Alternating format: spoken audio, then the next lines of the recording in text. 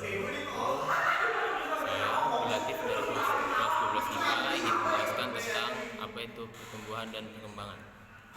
Oke, di sini pertumbuhan adalah proses pertambahan volume yang irreversibel atau tidak dapat dibalik, dan perubahan pada makhluk hidup yang dapat diukur. Pertumbuhan itu bersifat irreversibel, artinya pertumbuhan bersifat permanen dan tidak dapat diulang.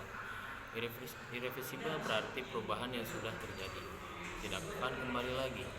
Perkembangan yaitu terspesialisasinya sel-sel menjadi struktur dan fungsi tertentu. Pada tumbuhan dapat bertambah tinggi karena pertambahan jumlah sel sebagai hasil pembelahan mitosis pada meristem di titik tumbuh primer dan sekunder, serta adanya pertambahan komponen seluler dan diferensiasi sel. Untuk proses pertumbuhan dan perkembangan pada tumbuhan yang pertama yaitu perkecambahan. Apa itu perkecambahan? Perkecambahan adalah munculnya plantula atau tanaman kecil dari dalam biji. Perkecambahan pada tumbuhan terjadi ketika biji menyerap air atau disebut juga imbisi, akibat dari potensial air yang rendah pada biji yang kering. Oke. Perkecambahan di sini dibagi menjadi dua, yaitu perkecambahan epigeal dan hipogeal. Perkecambahan epigeal adalah proses pertumbuhan biji di mana kotiledonnya naik ke atas atau ke permukaan tanah. Saat kotiledon naik ke permukaan tanah, maka kotiledon akan berfotosintesis sebagai pengganti daun yang belum terbentuk. Oke, naiknya kotiledon ke permukaan tanah karena ketika bagian hipokotil dari embrio tumbuh lebih panjang dibandingkan bagian epikotil. Di sini beberapa jenis tanaman yang mengalami proses ini diantaranya adalah kacang hijau, kacang kapri, kacang merah, pepaya, dan labu. Perkecambahan hipogeal adalah kebalikan dari epigeal, yaitu perkecambahan hipogeal merupakan pertumbuhan biji di mana kotiledonnya tetap berada di dalam tanah. Hal ini terjadi karena pada masa awal pertumbuhan embrio, bagian epikotil tumbuh lebih panjang daripada hipokotil. Pada perkecambahan hipogeal, tunas pemula akan naik ke atas tanah, sedangkan kotiledon tetap di bawah tanah. Perkecambahan hipogeal umumnya terjadi pada tumbuhan monokotil seperti padi, jagung, gandum, kacang polong, dan kelapa. Perbedaan hipogeal dan epigeal bisa terlihat dari posisi kotiledon dan bagian yang mengalami pemanjangan. Oke, pada proses perkecambahan epigeal ini, posisi kotiledon berada di atas permukaan tanah. Nantinya kotiledon ini yang akan menjadi daun pertama.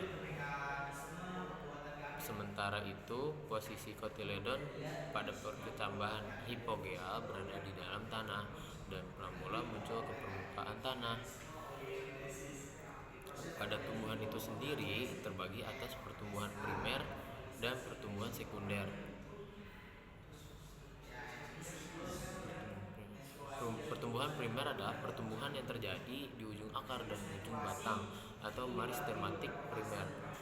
Sedangkan pertumbuhan sekunder adalah pertumbuhan yang terjadi di kambium, meristematik sekunder.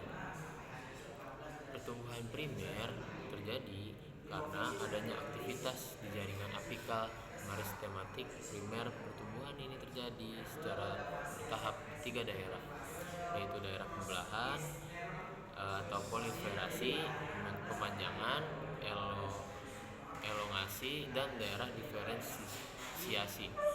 Pertumbuhan sekunder terjadi akibat adanya aktivitas di jaringan kambium atau meristematik sekunder.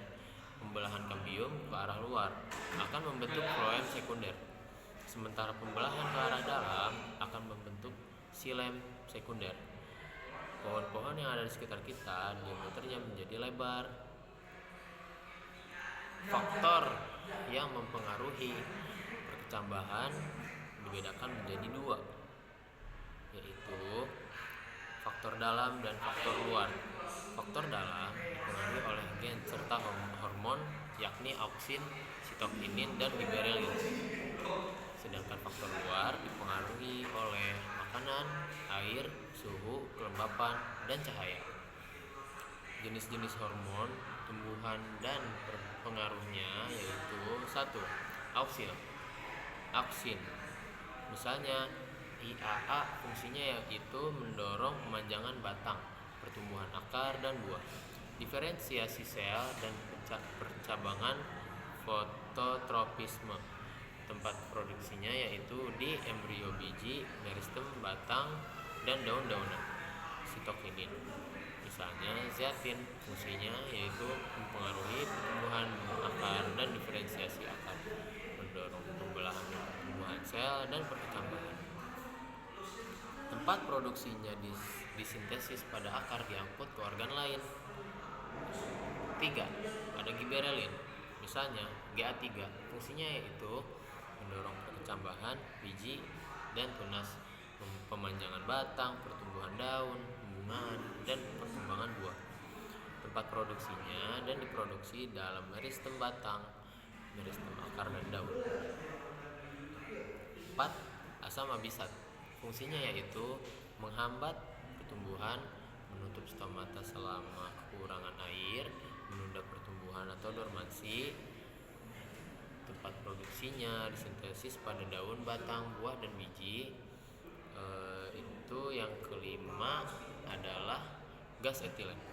Gas etilen yaitu berfungsi untuk mendorong pemasakan buah, menyebabkan batang tumbuh menjadi tebal. Tempat produksinya itu yaitu diproduksi di jaringan buah masak, di ruas batang, dan di daun muda.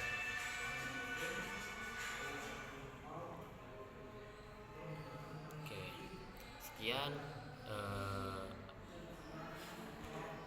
Sistem apikal pada batang dibentuk oleh sel-sel yang senantiasa membelah pada ujung tunas yang biasa disebut kuncup. Di dalam kuncup, ruas batang atau internodus dan tonjolan daun kecil atau primordia memiliki jarak sangat pendek karena jarak antar ruasnya juga pendek. Pertumbuhan, pembelahan, dan pemanjangan sel terjadi di dalam internodus. Pada umumnya, pemanjangan batang dikotil terjadi melalui pertumbuhan internodus yang lebih tua di bawah ujung batang. Pertumbuhan sekunder pada batang. Pertumbuhan ini dijumpai pada tumbuhan dikotil yang menyebabkan membesarnya ukuran diameter tumbuhan karena adanya kambium. Kambium pada batang dibedakan menjadi dua, yaitu kambium vaskuler, merupakan kambium yang terdapat di dalam ikatan pembuluh, berfungsi membentuk silem ke arah dalam dan floem ke arah luar. Kambium intervaskuler adalah kambium yang terletak di antara ikatan pembuluh. Tahapan-tahapan pertumbuhan sekunder pada batang antara lain, sel-sel kambium vaskuler terletak di antara silem dan floem. Sel-sel kambium vaskuler melakukan pembelahan ke arah dalam membentuk jaringan silem sekunder dan ke arah luar membentuk jaringan floem sekunder.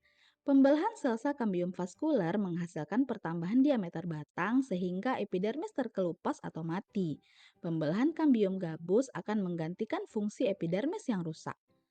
Pembelahan kambium vaskuler terjadi sepanjang tahun, tapi kecepatan pembelahan pada musim hujan berbeda dengan musim kemarau.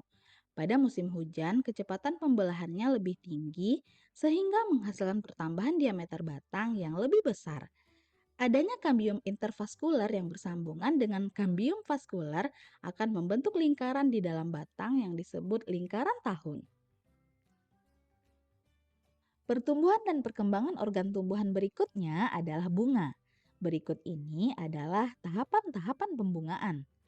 Induksi bunga atau evokasi. Jaringan meristem berubah menjadi jaringan meristem reproduktif. Inisiasi bunga. Perubahan morfologis dari tunas vegetatif menjadi bentuk kuncup reproduktif. Menuju bunga mekar. Terjadinya diferensiasi bagian-bagian bunga, megasporogenesis dan mikrosporogenesis. Sekian penjelasan dari saya. Kurang lebihnya mohon maaf. Assalamualaikum warahmatullahi wabarakatuh.